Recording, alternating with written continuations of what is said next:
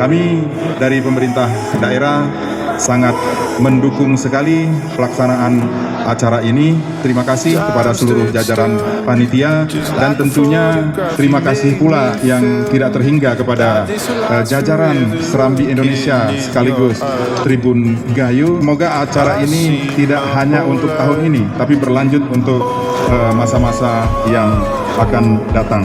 Sekalian yang saya hormati, saya ingin mengingatkan kepada para peserta turnamen bahwa dalam setiap kompetisi, menang atau kalah adalah hal yang biasa. Yang terpenting adalah bagaimana kita menunjukkan semangat juang dan sportivitas dalam setiap pertandingan. Jadikanlah turnamen ini sebagai ajang untuk belajar dan mengembangkan diri serta mempererat tali persaudaraan di antara kita. Dengan mengucapkan Bismillahirrahmanirrahim, turnamen bulu tangkis Tribun Gayo Cup 2023 secara resmi saya nyatakan dibuka.